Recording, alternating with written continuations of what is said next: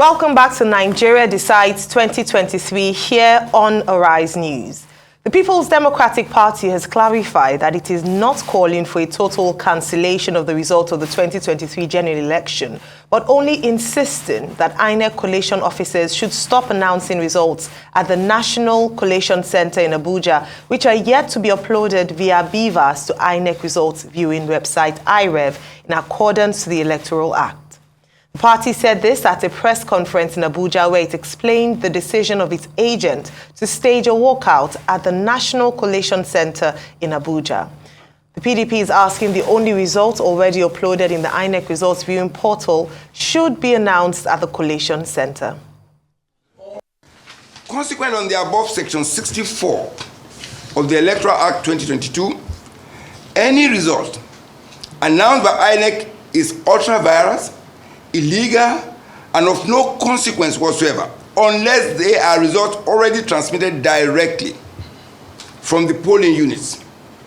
So procedurally, INEC cannot continue to announce results that are yet to be transmitted as expressly stated in the relevant sections of the Electoral Act. The integrity of this election has been compromised and vitiated by the admission of INEC officials that there was a technical glitch in the midst of the election which affected the effective functioning of the BVAS machines. The Labour Party says it has lost confidence in INEC with the results being announced.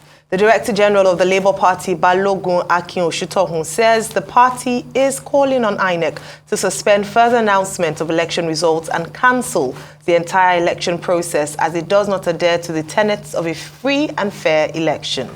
He's asking INEC to conduct fresh polls that adhere strictly to what is enshrined in the electoral laws.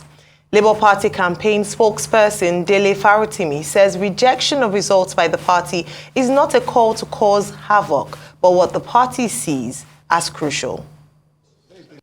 We regret to state that we've lost confidence in the results being collated and being announced. Nigerians have inundated us with calls and protests over INEC's non-compliance with provisions of the electoral guidelines and the obvious manipulations of the election results. We hereby call on INEC to suspend further announcement of the results and follow its own guidelines or completely cancel the entire election and make plans for another election with strict compliance with the stipulated laws and guidelines. We don't need to incite anybody. Nigerians came out in record numbers, the way they haven't come out since 30 years ago. The last time there was that level of turnout was in 1993. And they are currently engaged in electoral fraud. It is for them to maintain peace on the street.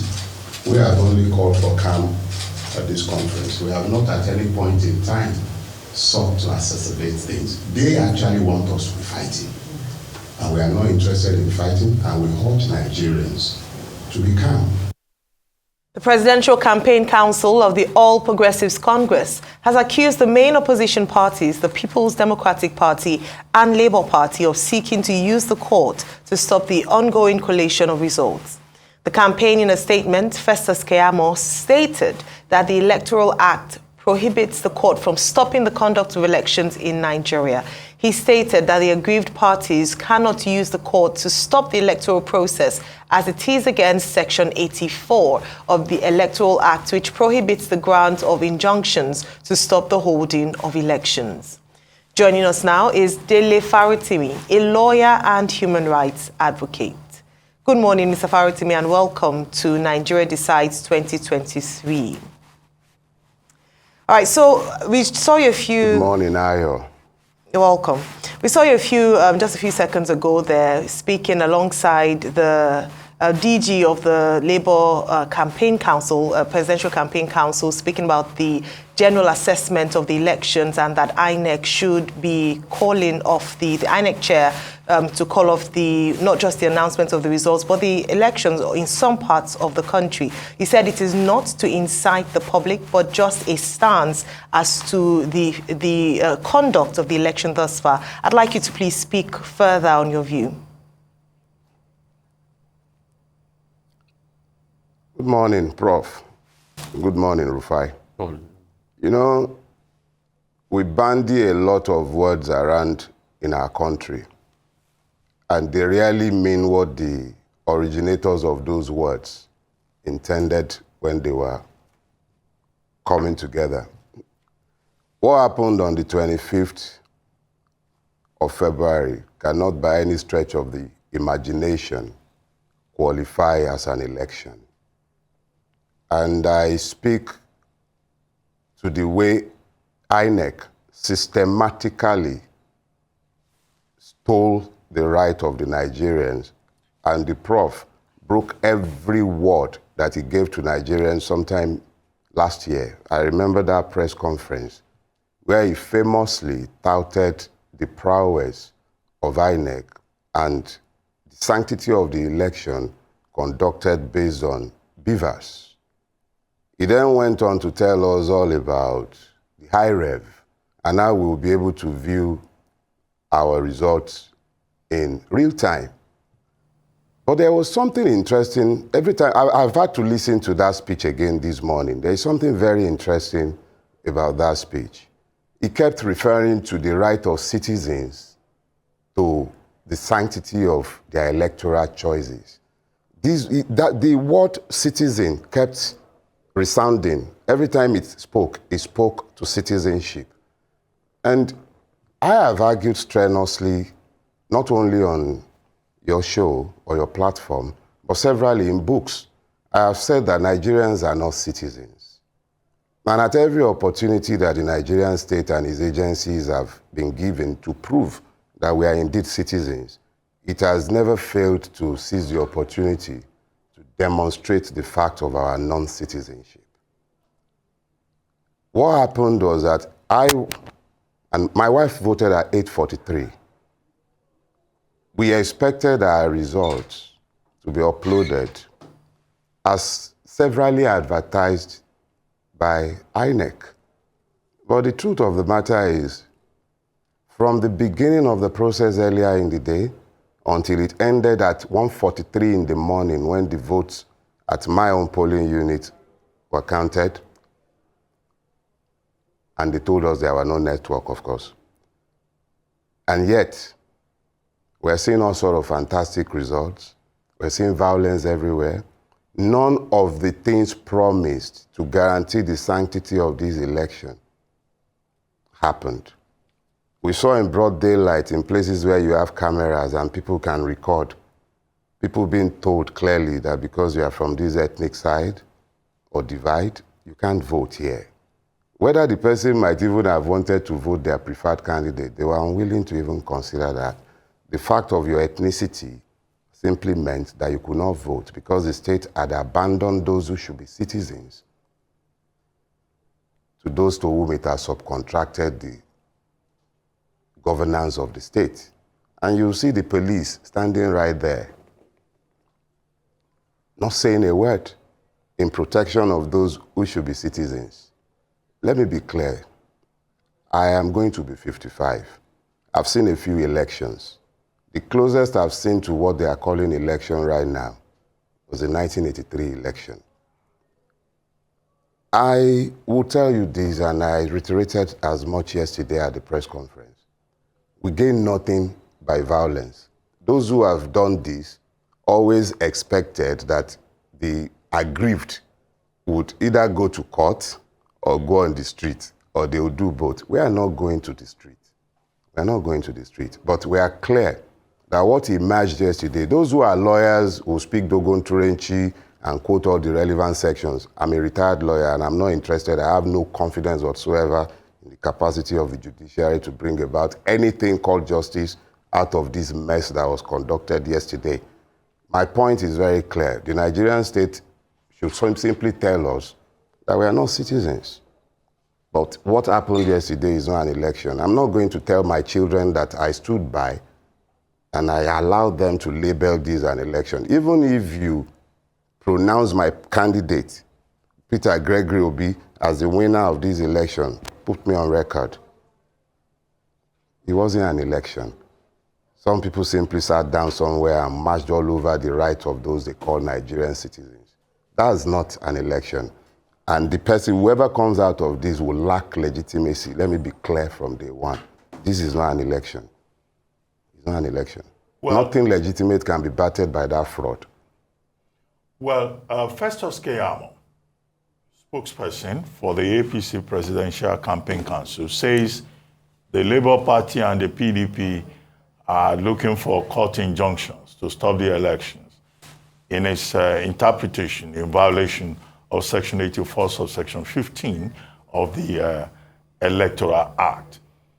Meanwhile, Balogun Akin-Osuntokun has said, should there be strict protests, nobody should blame the Labour Party. Previously, the same Keyamo had accused the Labour Party of trying to incite Nigerian youths to reenact EndSARS, to have EndSARS 2.0 in this regard to protest against the process that you have described as lacking in legitimacy. What exactly is the game plan of the Labour Party, to speak directly about your party's plans? Because it appears that the INEC chairman is not listening to the protest. 13 other political parties refused to walk out yesterday. They said the process should continue. INEC chairman is saying, confront us with the facts. If you want us to stop announcing results, we're not going to respond simply to emotions. So what's the game plan? What is likely to happen? Because it looks like the National Coalition Center will reconvene today, as promised. Well, I'll break your questions into two parts. There is a part where you are asking me to react to what the learned silk, don't forget he's a silk. When you call his name, remember to add SAN. Festus Keyamo SAN. He knows a lot of law, but he knows nothing. He knows absolutely nothing about justice. Whatever he once knew of justice is forgotten since. But let me not speak to his person, but it's impossible to speak to anything he says because it really makes sense. And he hasn't made sense with any of the things that he has said. I'm saying to you clearly that we have zero confidence. I'm speaking for myself. I know there are two tracks to this. Those who believe that our courts are capable of delivering justice will go right ahead and seek justice through that path. I have zero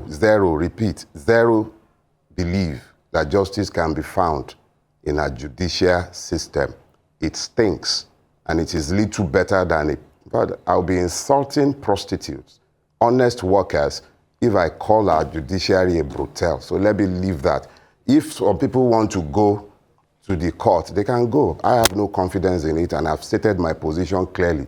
And anybody can challenge me on the fact. We can have that discussion about governors. We can have that discussion about Machina. We can have that discussion about the Akpabio case. We can talk about so many cases. So let's just leave that for now. So those who want to go and be speaking Dogon Turenchi in the judiciary with Ogbeni Keyamo SAN can go ahead and be speaking their Dogon Turenchi. I have no truck with that, and I'm not part of any legal team talking about going to court. I have no confidence. I'm making that clear. It's not today I've been saying that. That's on one side. To now deal with the blackmail of EndSARS, you know, the tragedy of Nigeria is that we continue to believe that the more we run away from the truth, the closer we can come to justice. And that's the saddest part. When they fish out EndSARS and bring out the specter of violence, they conveniently forget that the specter of violence in question was not one generated, sustained, or caused by the protesters.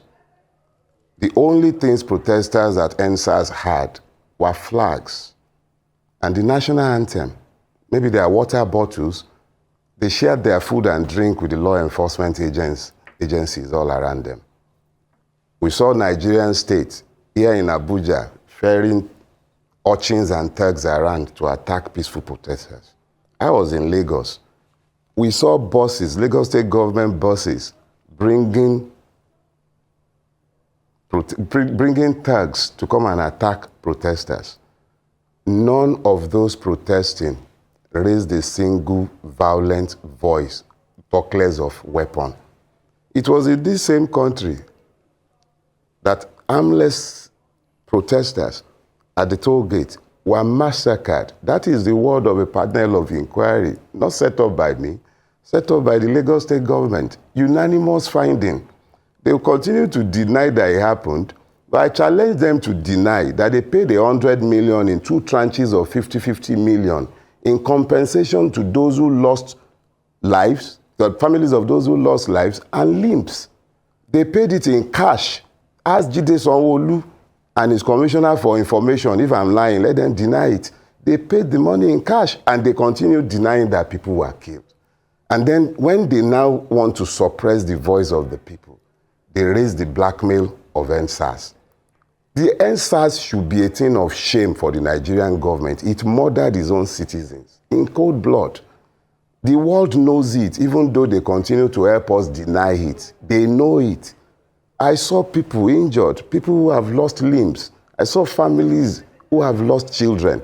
This government paid some of them, and yet they keep denying it. So when they bring up EndSARS, let's be clear, EndSARS was a protest. It did not come with an end in sight. The Nigerian people went to the polls in record numbers. I saw the fictitious number they are raising in Lagos, talking about Labour Party winning in Lagos, thinking that they can play some silly blackmail game. We beat the landlord of Bodilon, black and blue. The margin couldn't have been less than 70%. How can we have such a high turnout of voters where we were counting votes up until 1:43 a.m.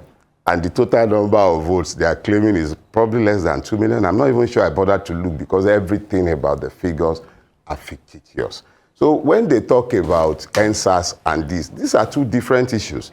EndSARS was protesting police brutality.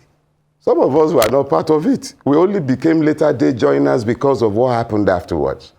This one is different.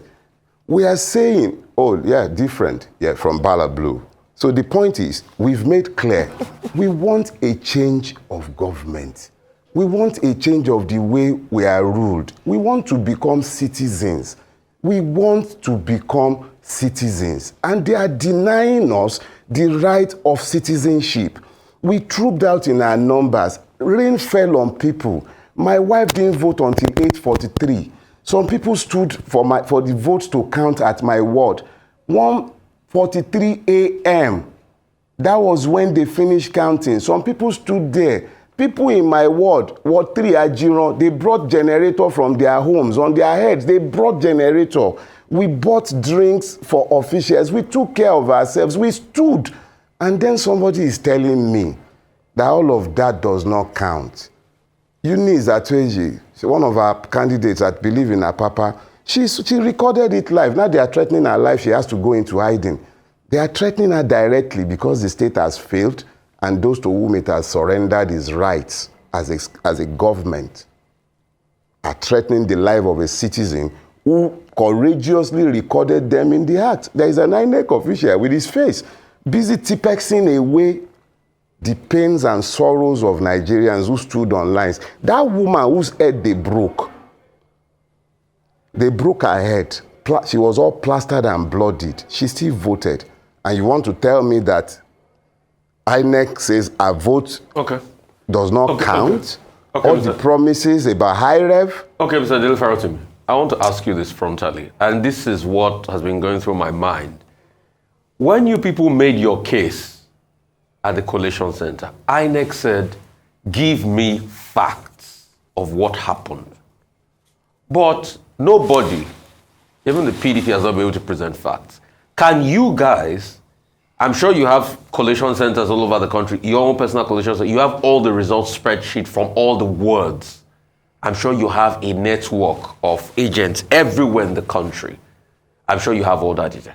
Can you please give them the facts of the matter to make a good argument? Because the argument I'm seeing on the floor is, oh, INEC should paste the polling units. Can you go one step further to give them the fact, to fulfill all righteousness as regards this? Rufai, my people in Oyo, and I thank my dear grandmother, she used to have this proverb. She says, Alabon Obini Oyo. That's when it's talking about somebody asking a question that you already know the answer to.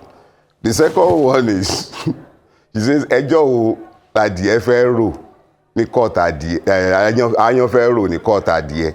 Exactly what is the cockroach going to say in a court presided by hen? There is nothing he says that he would not be found guilty. I just told you.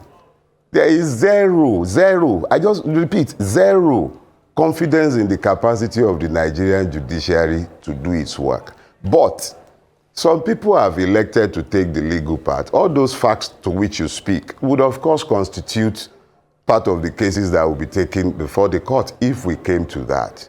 But I am explaining to you that there are two angles to this. This is not a legal matter. It is a political matter. The citizenship of a person is first political before it becomes legal. The state must first of all decide whether I am a citizen. And it was in recognition of that that the professor at INEC, who cannot conduct any free and fair election, by the way, that is the only reason the man came to Nigerians. He came before you. I wish you would even play this tape. The man came before the whole world and he told us, he said, we will upload results from the polling booth. Nigerians as citizens, he kept using that word, Nigerians as citizens will be able to view the result on our IRF portal real time. Now, you've seen, you have cameramen, you've seen tons of evidence of brutalized Nigerians, even collation officers. So when they're not speaking to bring facts, facts are issues that you take before courts.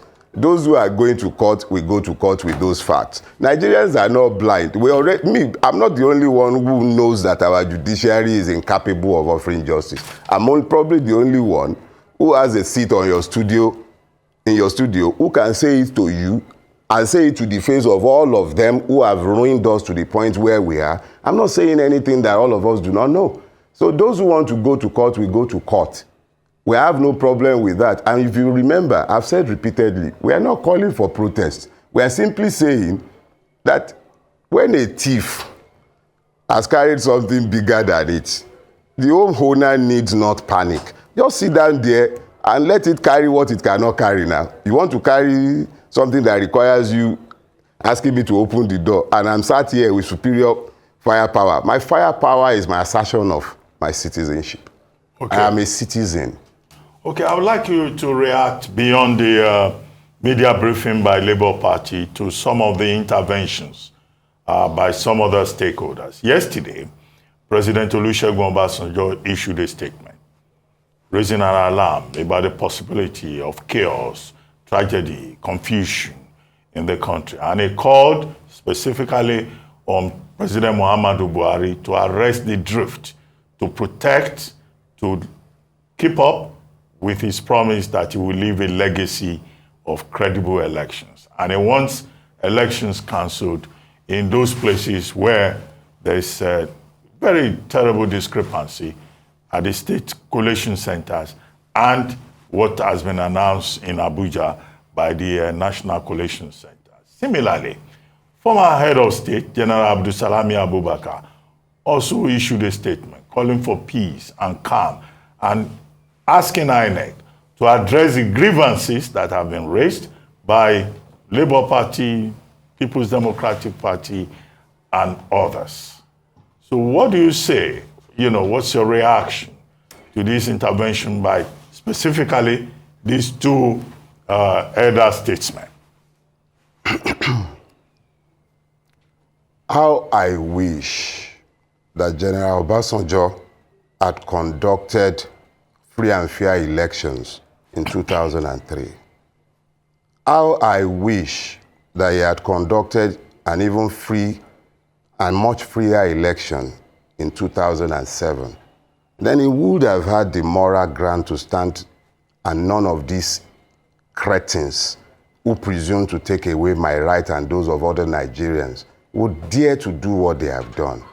But he laid the foundation for the nonsense that they have built upon today.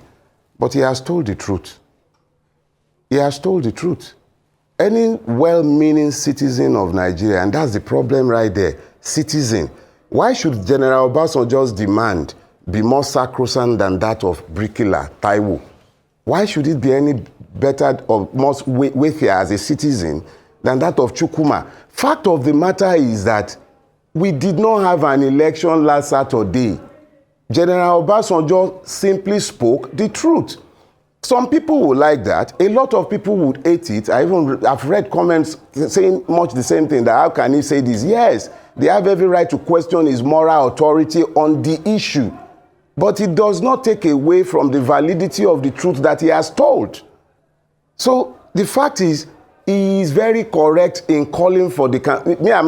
I'm even saying, let's be clear, Mahmoud Yakubu, or whatever his name is, the chairman of INEC, he is not worthy of conducting the election of prefectship in a school, based on the record of what he did last week, and that he cannot even admit to the widespread nature of what all of us can see. So when it comes to what General Obasanjo has said, is completely correct. Whether those are the solutions or not, we can argue that. But his position as it relates to the freeness and the fairness of that election, oh, come on. I agree with him on his diagnosis of the problem. I might disagree to an extent on the issue of solutions. We can disagree on that, but that's a different ballgame entirely. Now, when you speak to AAA, he heads a committee. I've been privileged to sit in another body that met with that committee once. Eminent men. This is Nigeria. Now, they either stand for something or they stop. Sorry, it's morning and I don't want to use a swear word. They should stop wasting everybody's time. They call it a peace committee. They sign peace accords.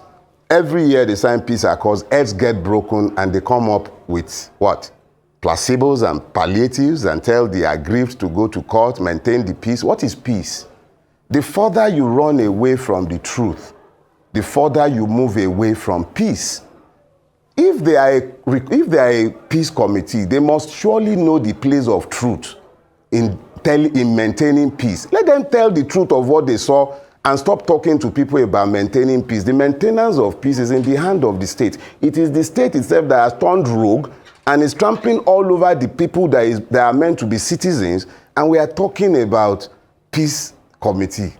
Of what kind of peace are we talking about? The peace of the graveyard? The peace to be taxed to extinction by a bunch of people who want to continue a state where people are fainting in the National Assembly, they are offing mic and nothing is happening to anybody. There is complete impunity. That is the kind of peace they want. The kind of peace where you have about God knows how many children slapping the streets of our country without any future, no purpose, nothing. A future with 77 trillion. A future where everything that is good and noble has been trampled underfoot. If we allow this travesty to stand, we might as well give up on Nigeria. What is the point of everything that we have? Look, I spent years, when I was busy urging people to go and register to vote, there was a clown who was busy talking about why should we be asking people to register to vote in a country like Nigeria. Now, you are now saying that it is the wisdom of the clowns that is ruling in a country called Nigeria.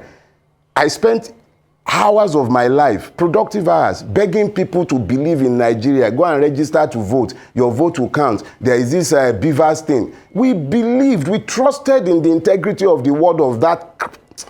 We trusted in the integrity of his word. Look at what has happened. All right, Mr. Farotimi. I'm sorry, Ayo. Let me just finish this. Okay, thank you. Okay. All right, Mr. Farotimi, I can understand how you're feeling. It's quite, emotions are high at this point. And that's what the APC also alludes to. That opposition parties like the Labour Party, yourselves, and PDP are crying foul because they are not winning the elections. So when they announced the elections in Lagos, the results in Lagos State, for instance, and when you won some seats in the National Assembly, you didn't say anything. You didn't think there were issues with IREV and the announcement of the results. But when the APC then wins a state or wins a seat, then there are cries as to how fraudulent these elections are. That's one part of the question I'd like you to respond to. They're saying that the response, it's just being sore losers, that you're not happy that you have lost in these areas or with this seat, and so that's why you're making a fuss about it.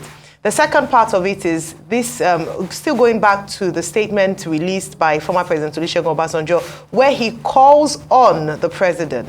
So we had quite a conversation earlier when we talked about who the buck stops with. The INEC chair has been called out a number of times. He proceeds to call out the president and invites him to wade into this matter, even on the record of his legacy. What would you say about this? Should the president be taking action? And if indeed he should, what do you expect from him at this point?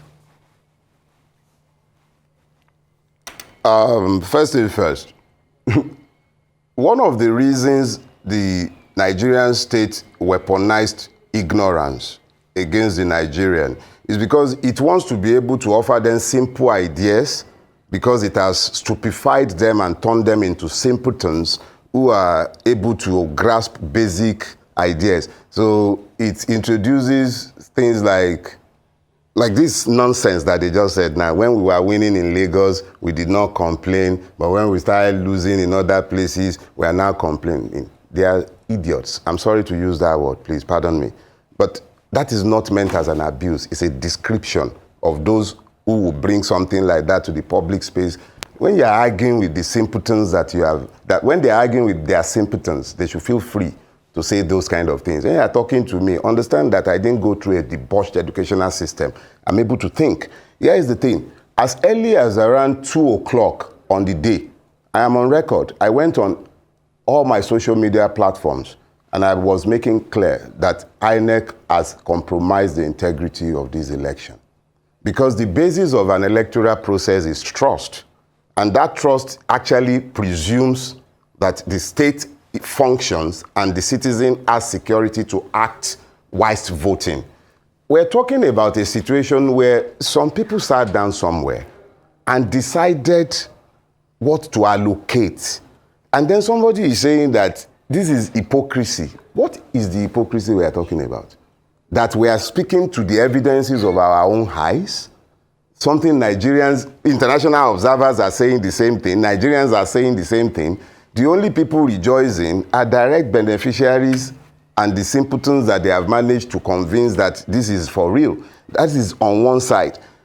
They can yell hypocrisy all they care. That is for them. I don't know what they mean by hypocrisy, whether that means an inability to accept their preferred narrative. That's up to them. We are saying that even the Lagos that they allocated to us, thinking that that would be a way to assuage, is not gainsaying that the total number of votes cast in Lagos that day couldn't have been more than double, less than double of what they declared. And that is in spite of suppression and everything. So when they are saying that, it's just more nonsense to be fed to simpletons to be arguing over. It's not an argument for anybody with sense. It is clear on the evidence. Even if you declare Obi the winner of this election, it's already fundamentally flawed. So I'm not speaking to their charge of hypocrisy. It's a red herring and an obvious one at that. So let's deal with the issue of Buhari's intervention. Because we continue to pretend that Nigeria is a state with citizens, we continue to underestimate the capacity of the Nigerian president to do and undo a lot of things. Obasanjo, in writing his letter, was speaking directly to something that he knows to be true. The Nigerian president is essentially the Sultan of Nigeria. He does as he pleases. I'm not begging Buhari to cancel election I'm not begging him. People can talk to him. That's up to him. He created this mess. How he resolves the mess is up to him. The one thing that is not going to happen is that we would help them to deodorize the skunk. There is no way that we would accept the legitimacy of this election. What the courts do or do not do, that's entirely up to the courts.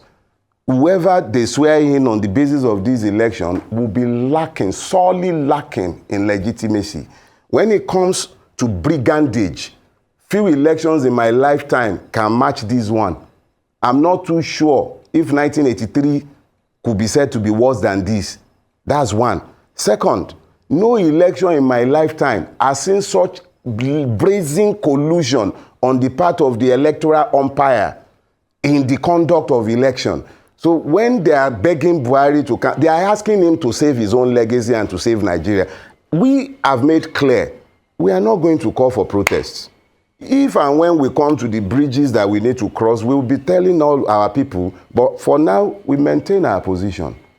This election is completely lacking in credibility. Our people should avoid any provocation that suggests to them any prompt to protest. Please, for now, stay in your space. We are percolating the issues. When we get to the point, we'll speak. But for now, stay away from any protest. For we are not fighting. Our own is that there is no legitimacy in this process.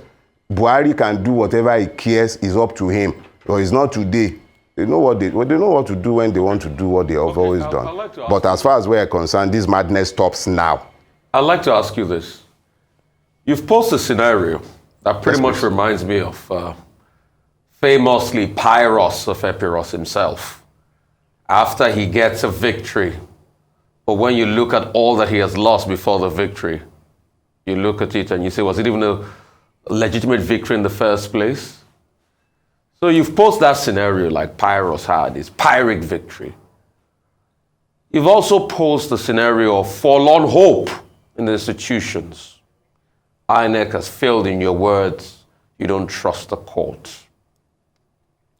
Then what's the way forward in a circumstance where you have Pyrrhic victory and forlorn hope on the same pedestal, and Nigeria hangs in the balance? Well, Rufi, I've always loved your classic takes on your questions. And this one related to Pyrrhic is actually quite on all fours with our situation. A man declared that he has had a lifelong ambition to rule Nigeria. And in seeking to achieve his lifelong dreams, he will probably have to walk through the ruination of the country he claims to have wished to rule. That's on one hand. General Buhari had an abbreviated rule from January 1, 1984 until the wily one in Mina removed him. And then he spent so many years chasing after a return. And then he finally returned on in the blaze of glory, 2015, on the wings of hope, promised change. And he failed on each and every one of the promises that he gave Nigerians. And I mean Nigerians. The people of Kankara, they are Fulanis, they are not Yorubas, they are not of my ethnic stock. But he failed them. He failed the people of Zamfara, those in the Northeast. He failed in every material particular. He became the protector of rogues and thieves. Now, under his watch, Nigeria has been stolen blind, and nothing has happened to any of those thieves. This is his final hour. It is up to him to decide whether he wants to go down in history as the president who finally finished Nigeria. I remember saying some years back that I hope Buhari will not be the last president of Nigeria, and I sincerely pray that he is not. I love this country. It's up to Buhari to decide how he wants to be remembered. But it's not looking good. He might have won the presidency, but he might also be the one who engraves the tombstone of the country known as Nigeria. Fact is, you can't build anything on injustice and lies. So when they speak to victory, I don't wonder what kind of victory, because it's going to turn to ashes in their mouths. That's on one fact. The second thing is about failed institutions. A state does not fail on its own. It's usually the institutions that will fail first. And Nigeria has been a state that has been failing in slow motion for a while. And the latest episode, which might very well be the last installment in this tragic story, and I pray that it is not, is the one where the citizens were given hope. That's the word again, citizens. Let me stop using the word. The people were given hope. The government convinced us. Some of us were not really convinced. But we told the people, let's follow this path. Those who were killed after they sought citizenship in their protest in EndSARS, we convinced them not to worry, believe. We can change this evil system if only you believe. They've promised us beavers. Go and get your PVC. People believed. They went, they got their PVC. There is a difference between trusting, knowing, and believing. They believed because there wasn't any evidence upon which to base those beliefs. They believed. That is how institutions are built, when the people believe in the capacity of the institution to do that which it has promised to do. Nobody, no electoral umpire in the history of Nigeria has raised the hopes of Nigerians like this man. And none has been more careless, most contemptuous of his own word. Not even our own rights now, because we are looking to become citizens. We already acknowledge the lack of rights. But we thought we could believe in him and his words, and then elect to follow that path. We followed that path in belief.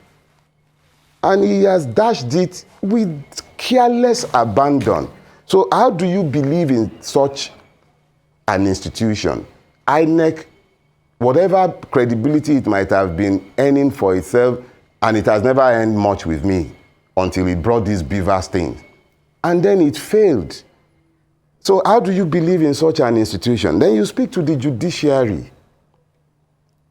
Look, I had never had any illusion about Nigeria being a country ruled by law. And I've said this repeatedly. It's always the maintenance of impunity that has kept Nigeria as one and in relative peace, even though we've been in a slow-burn civil war in this country for a while. So if people were brought to the point where we were told that this would be the way to go, and the man said he's not running in this election, so he will guarantee Nigerians free and fair elections. He said so repeatedly to the hearing of all Nigerians and the international community. Even you as journalists, you've seen more evidence of this madness than I have seen, even though I've been in situation rooms. Fact of the matter is that you do not build institutions by breaking your word, by refusing to build on truth. You don't build institutions like that. Our institutions have failed simply because we, as Nigerians, have continued to believe that there can be two standards, one for us and one for the rest of the world. This is the dividing line. This particular one is the dividing line.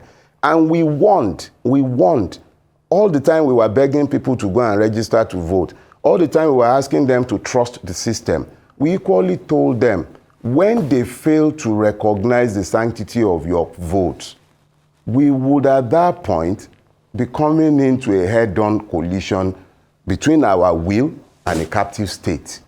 Because you would have to tell me that I am not a citizen. We can't continue pretending that I am a citizen. You cannot build institutions in the absence of citizenship, because citizenship cannot be found in the absence of the rule of law. Okay. Nigeria is not ruled by law. What does that say about our courts, the police? I would like to ask you. Please, we have failed woefully at building institutions. Okay, we take a quick break.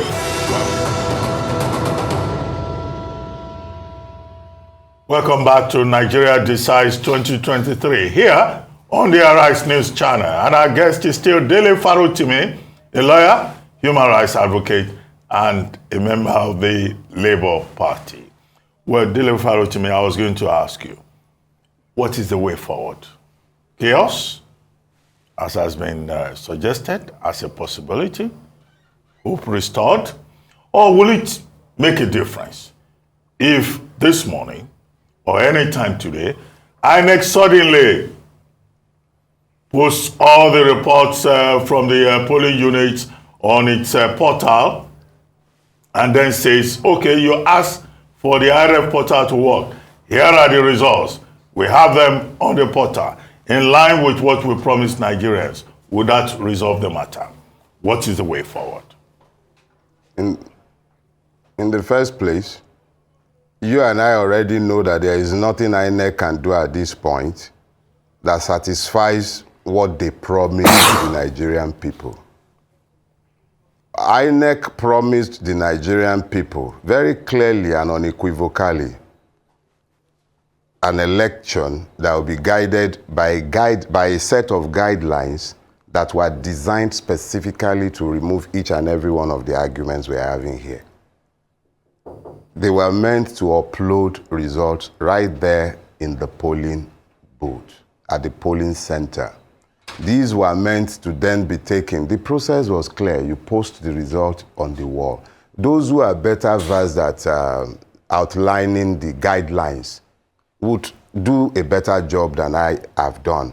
But I know that INEC breached each and every one of its own guidelines. So whatever it does at this point, I'm saying it's not the party position yet, and the campaign has not sent me on this particular errand, but I actually doubt that I have any, in fact, not doubt, I know as a fact that I would prefer that the INEC chairman simply steps aside. Let somebody like Femi Falana become the INEC chairman.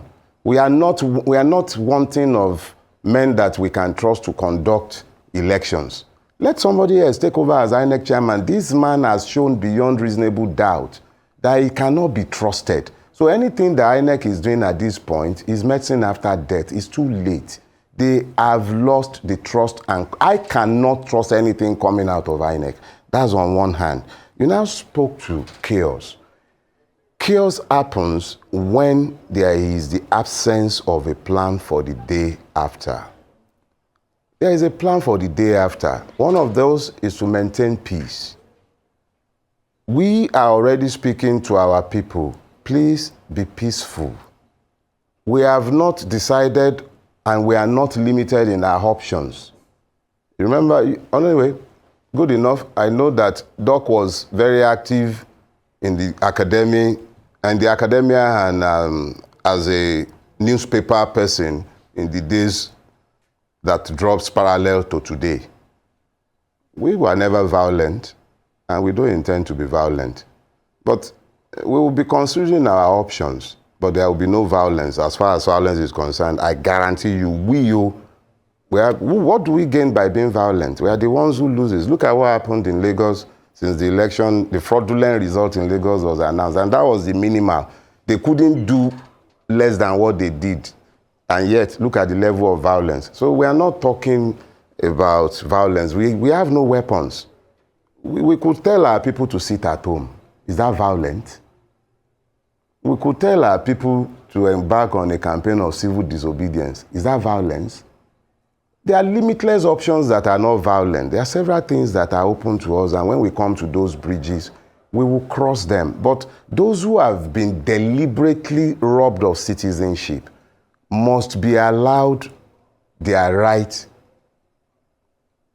to make clear that they will not accept what is being offered to them.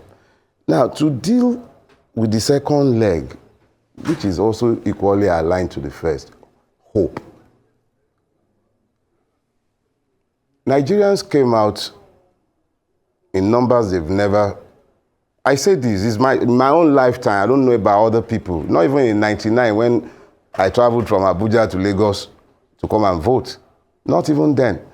But we traveled in record numbers. I know people who came from abroad. I know somebody who went all the way to Uyo to go and vote. I know people who left Lagos to go to different parts to exercise their franchise. I know somebody who has been practically unwell, physically unwell since the results started coming out on Saturday.